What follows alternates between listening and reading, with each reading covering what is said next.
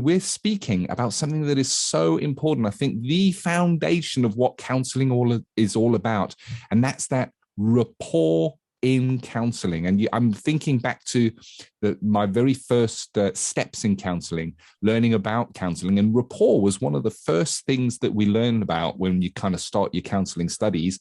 But I recognized it's something that goes with you throughout the arc of your practice. Yeah, you're absolutely right, Ken. Spot on. The evidence really is indisputable now that the biggest part of positive outcomes in therapy is the relationship. You know, it's not the modality. The modality is about 15%. If you think of it as a pie and you're cutting it into slices, then, you know, the slice that is the theory or the modality is about 15%. And a big slice of that pie, I think it's about 25 or 30%, is the relationship. And rapport is how we start building that relationship with someone we've never met. And it starts off with being approachable, friendly, even saying to clients when they come in, when I see clients, I say, how have you got here today? And how was you traveling? Showing real interest in that person. And it's a foundation building skill. Rapport is a foundation building skill. One of the most powerful things, I think, in human interaction is being known and being known by others. And I'm paraphrasing Nietzsche there. And it's really important. And for the person who comes in, maybe they're vulnerable, maybe they don't know what to expect from therapy, maybe they're a little bit frightened, maybe they think they're going to be judged. To have this warm, accepting, friendly person, another human being to speak to, is absolutely incredibly important. I think rapport is one of the most under-considered skills that we have in our skill set, Ken.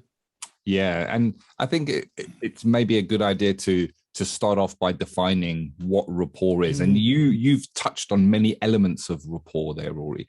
But rapport is really about creating an environment or a feeling that the person is being seen. So they come in, and instead of them coming into a cold clinical process that they're going to go through, they are greeted warmly by a friendly person who really cares. And that's really important. You can't dial this in, as I call it. You've got to really have that congruence of really wanting to make a difference for others, to be there for others in their journey. And that rapport, that bonding, as it were, of two human beings is really rare. You've mentioned it, Rory. It's a rare thing. We don't find it out in life. Now, we may have rapport with our friends. We may go on a course or a team building exercise and develop rapport with our colleagues and our workmates, people that we're seeing on a regular basis. But rapport takes time to develop. If you think about a first day in school, when you're new in the class and everyone else is new, or a new day in a new job, or a new day with a new group of people when you start your studies for counselling, you're in a group of strangers, and rapport takes time to build. And without rapport, there is no trust. Therefore, you will only share parts of yourself. So to think about rapport, think about your experience with rapport. And then when we speak about rapport in counselling, we're talking about almost an acceleration of the rapport process. We want to kind of offer that rapport, build that rapport quickly, because we're going to go into some potentially deep material that would maybe take a person years or decades before they would dare share it with a friend that they had rapport with. So we want to build that rapport pretty quickly. And it is rare in life.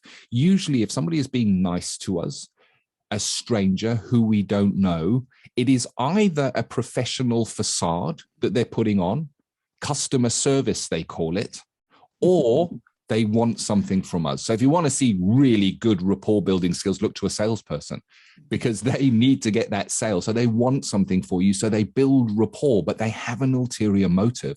Whereas within counseling, our rapport building is 100% in service of that client. Yeah, couldn't put it better myself, Ken. Yeah, we do see rapport in lots of other areas of our life, and you've touched on sales. If I go out to eat, we have our place we like to eat, and the people who serve us, they're wonderful. They build rapport. They seem, and I believe, genuinely interested in us and what's going on in our lives, and they share a little bit about themselves, and it gives you a feeling of kinship. It gives you a feeling of belonging, and I think that's something that's so lacking in our society. You know, as humans, we look to belong. We look to be part of something bigger than us. And rapport is the bridge that builds that. We can walk over that bridge and be connected. And you're absolutely right.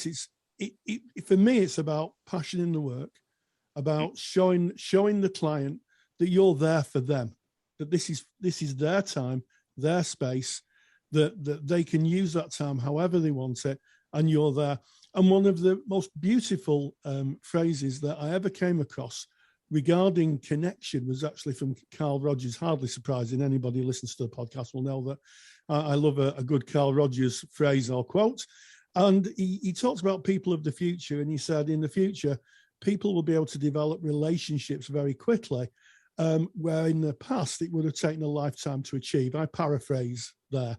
And what he was basically saying is that if you're using rapport, using what we sometimes refer to as the core conditions, empathy, congruence, unconditional positive regard, then people will build very quickly, very in-depth relationships.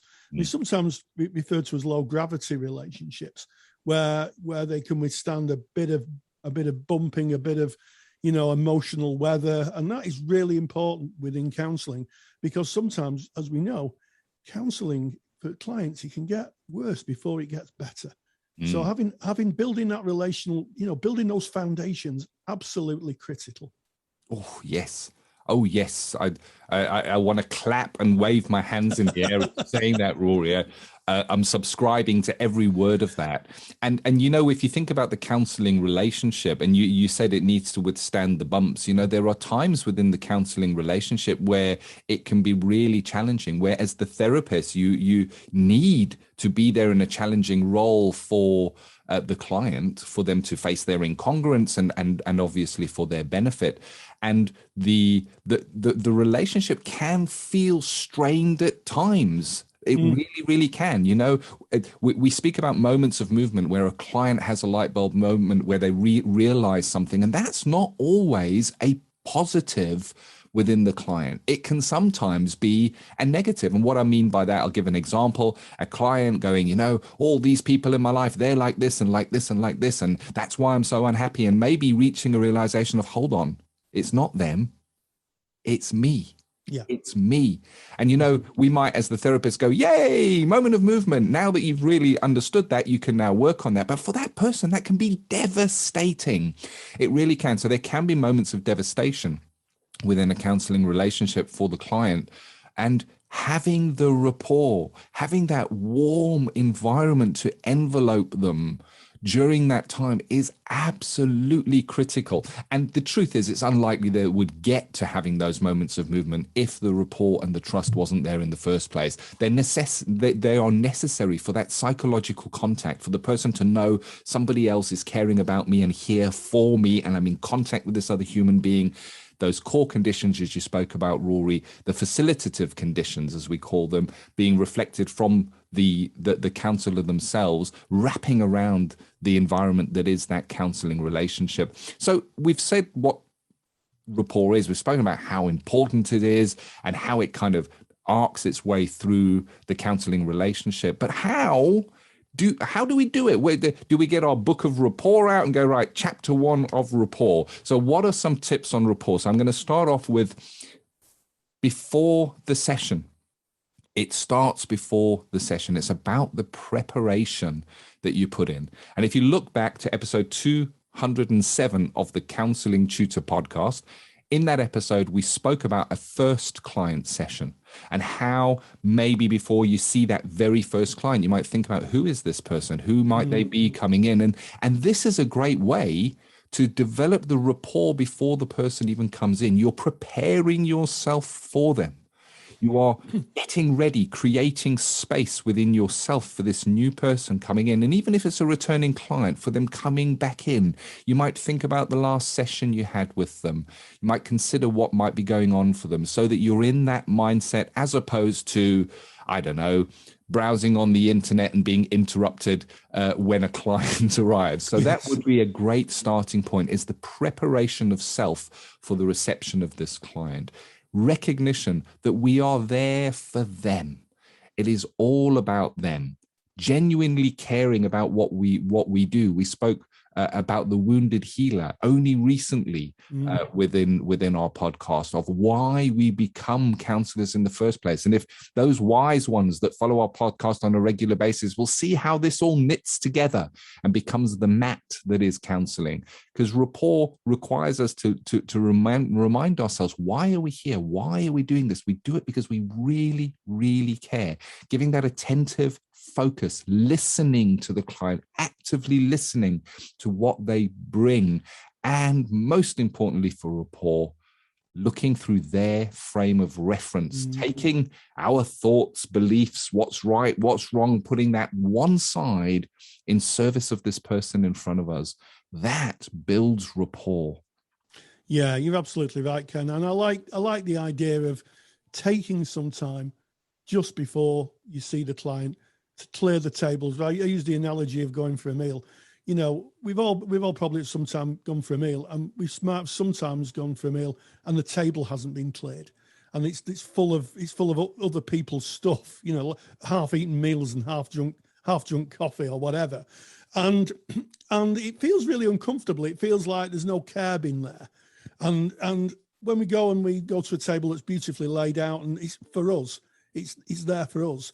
It's so important. And I think the analogy is a good one in terms of clearing our minds of what's going on, you know, making sure that when we see the client, this is a brand new person, you know, and the questions in our mind are very clear to me. Who is this person? Where are we going to go on their journey?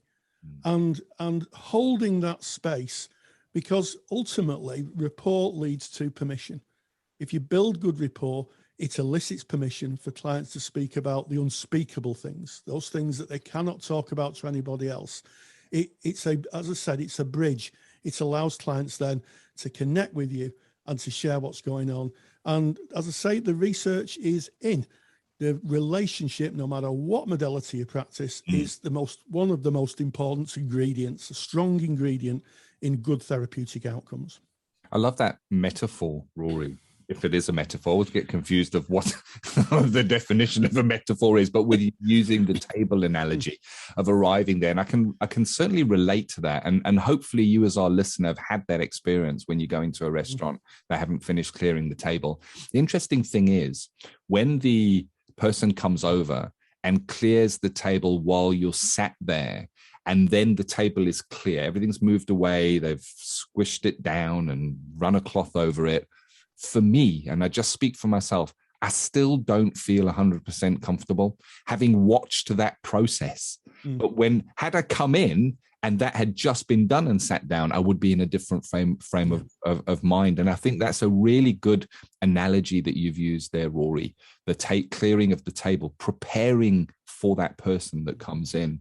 And of course, if it comes to rapport and you're thinking about skills, you look to your counseling skills, what are good skills for building rapport? And the number one rapport building skill is silence.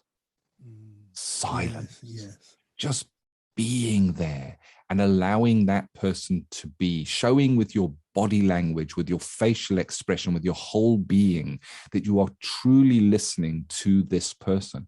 And, you know, out there in the non-counseling world, we maybe think rapport is about us finding something that we can, a mutual interest, or telling a person about something and saying, oh, yes, I had that happen to me, so that we're talking about something and almost playing chat tennis. Well, it's different in counseling. In counseling, it is a way of being. It is that empathic listening, that true caring, and the skill of silence, so useful in building rapport. And it's also almost counterintuitive, isn't it? You'd think that to build rapport, you've got to chat a lot and find common areas, but you don't. Just truly being there, because that is so rare in the world, where somebody is there just to truly listen to what we have to bring. Yes, absolutely. And of course, it speaks strongly to something that we know about in therapy, and that's being present. Being present and being connected to the client is just so important. And rapport, again, is the bridge to that. It's a bridge skill, basically. I've used the word bridge a lot in this section, but it's a bridge skill. It really is. Yeah, and I think if there's any takeaway from this, it's consider rapport again. Yes, we go into those first steps of counselling. This is coming full circle on where we started here, and we learn about rapport. It's one of the first lessons. But how often do we stop and think about it again? You could have been in practice for 10, 15 years. Do you think about rapport? Or is it just an automatic? Is it just a given? Have a think. Pause, journal about rapport, think about your own life, think about areas of interaction on a daily basis that you might go into where you don't feel there's rapport, where you feel they're dialing it in, where you feel there's a veneer of professionalism being presented, or where you feel just ignored, I guess. And then think of areas of your life where you do feel rapport. That person that might serve you coffee when you're ordering coffee, and there's just something about it that just makes it special. What is that something that makes it special? How did they build that rapport? What causes that magic connection? And if we think about it, put our mind there in service of our clients, journal about it, leads to our growth. And it's our growth in service of those that we serve. Absolutely. And speak about it in supervision. Ooh. If you happen to be in supervision as a student or a qualified colleague, put it on the agenda to talk about, because I think it's something that probably isn't spoken about a lot in supervision. But it's so I'm come back to my bridge again. I can't get bridges out of my head, Ken. But it's such a bridge skill, and it is that it's foundations. If you build a strong foundation, then it will withstand the weather and the emotional weather and the odd kind of gusts and storms that could kind of run around therapeutic engagement. So rapport, a very, very, very important skill.